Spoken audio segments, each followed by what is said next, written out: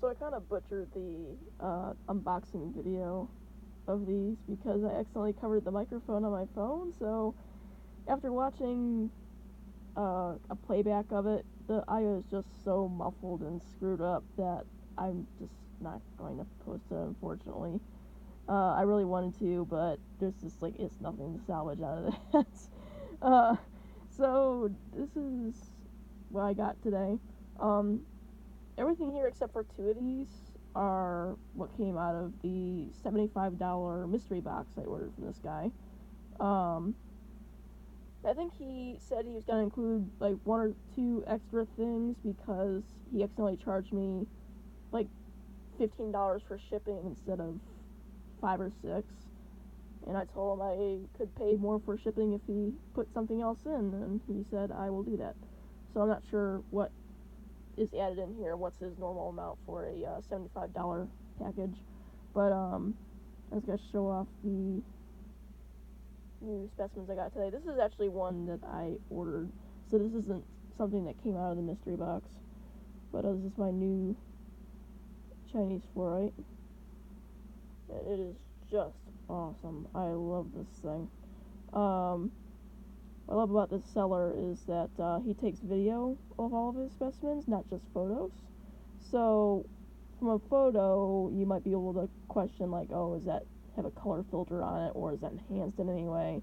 I mean, yeah, you can edit videos, but he just takes cell phone videos and doesn't edit them, so what you're seeing is truly what you're gonna get.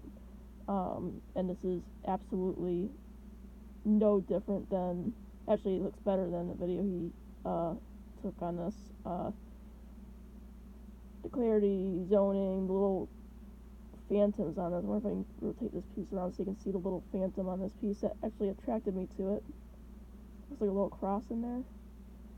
There's actually some way at the bottom in here. And you can see clear through these crystals. They're so gemmy. It's ridiculous. This is the actual locality for it. Cannot pronounce that for the life of me. I won't even try.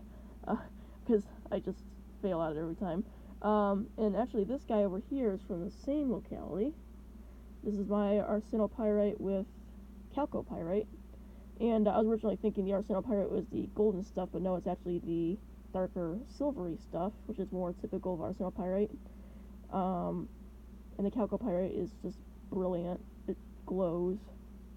And this is druzy quartz, I believe, that is sitting on all that sparkly stuff. But the darker stuff is the arsenopyrite, which is, you know, obviously contains arsenic, so definitely it's like wash your hands after you handle something like this. But the thing that attracted me to this one was the little chalcopyrites, if I can talk properly. That's just crazy. So flashy, so brilliant. I love that piece. Okay, so those were the two pieces I ordered. I forgot to mention that is the second piece that I actually ordered. All the other ones were from the mystery box. So this is my little cactus quartz, and I'm not too familiar with my quartz locality, so I wasn't really sure where this came from until I looked at the label. Here that is. And I don't know what it is about cactus quartzes. I love them. They're so weird and unique. I'm thinking I might try to clean this guy up, because you can see there's still a lot of debris and matrix in between the crystals here, but that can easily be removed with an iron out soak. I'm actually try some warm water first, because I don't know how the iron out will affect the iridescence or the color of the quartz.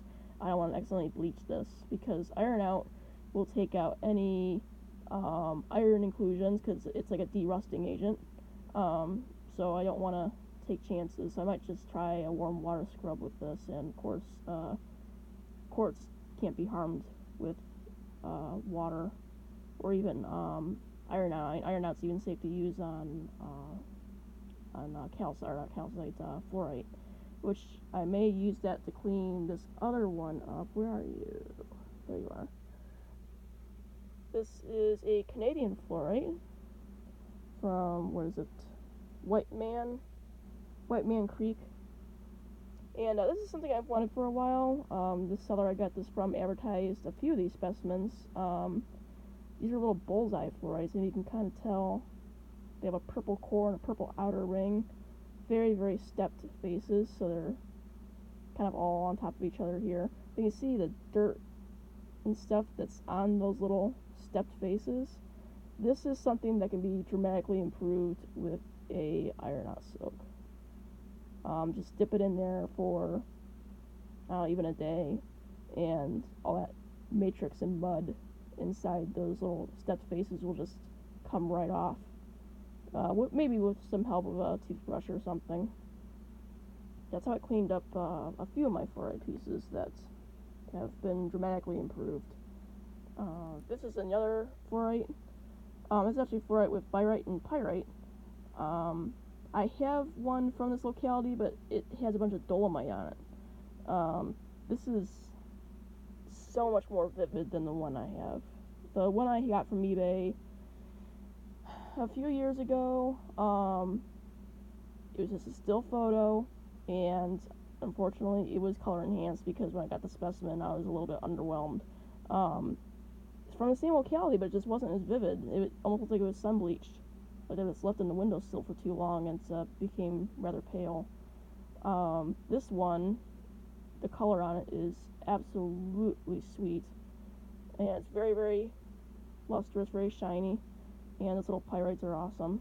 Those little dark spots in there are the pyrites, and you have these little birite crystals on the back, which, I don't know, these might be birites, but on the other piece that I have, these white crystals were dolomite crystals. Those kind of white, curly Q, rose petal looking crystals, and that's sort of what these guys look like. So I'm not 100% sure if that's exactly what that is. I almost want to say that is dolomite on there, but for now, I'll just go with what he says on the label.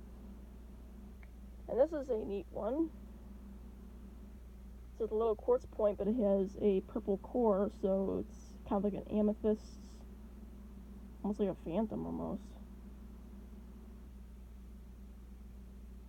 And I always enjoy a nice quartz point. I actually might turn this one into a necklace, just have it hang like that. That's usually what I do with my quartz points. And this one was a bit of a shocker. This one is super nice. It's probably the, I wouldn't say it's the nicest one out of all these, but it is definitely very nice. This is a South African, again, I'm not going to pronounce that locality because I'm going to mess it up. This is a green natural octahedron. Wow, I am just butchering words tonight. Very beautiful and large. For this locality, it's usually these fluorites are heavily overgrown with quartz, and usually they dissolve that away to reveal the fluorite underneath. I do have another specimen from this locality that actually shows it in more of a natural state, just covered in quartz, and the fluorite is completely buried, almost included in the quartz. If you backlight that piece, it gives it a nice green glow. It's really awesome. But another cool thing about these pieces is that they're extremely fluorescent. If you were to put this under UV light, I'm not going to do it now because this camera does not like the UV light. It becomes all blurry and really, really bad. But this is neon blue in UV lighting. You can see there's a few little dark specks in there. That's actually just like the Spanish pyrite. Those are pyrite inclusions. So tiny little flecks in there. I have another specimen. This is actually my fourth specimen from this locality. I don't know why I have so many of them. It's probably the nicest of all of them. The one specimen I have is just so filled with little black specks. It's like freckled. It's really neat. I'll put that one back down. I already covered all of you guys. And this is in my video that I'm not going to post because I messed up the audio. It's this dolomite here. I kept calling it barite for some reason. It's not a barite. It's a dolomite. This is from Santa. I'm not going to pronounce that locality either because I don't speak Spanish and I absolutely messed that word up. This is a nice barite with some, like, kind of like, obviously got iron-rich soil inclusions that turns it a nice red color.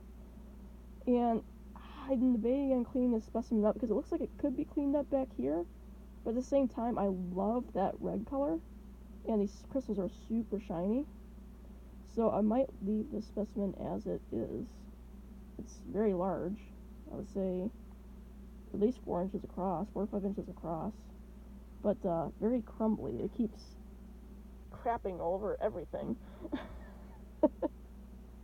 I'm just going to set this down before I get any more matrix over my tablet. It's a $300 tablet I'm using as a rock stand. I'm going to hit me. Just smack me for doing this to my equipment. And the last one is kind of a neat one. He self-mined this from his own little prospect in Colorado. It's just a little quartz plate, and it's pretty nice. So it's nice to have something that he self-collected. Lucky guy. I don't have anything around me except for freaking gypsum, which I find all the time. I know they're nice too, but I find them all the time. I want to find something else. It'd be nice to dig up a nice little quartz plate like this. The clarity's really nice on them. They're super shiny. So yeah, I definitely like that. That's my mystery box I got today, excluding these two. But everything else was in that mystery box, and I'm really happy with that. They're all very nice.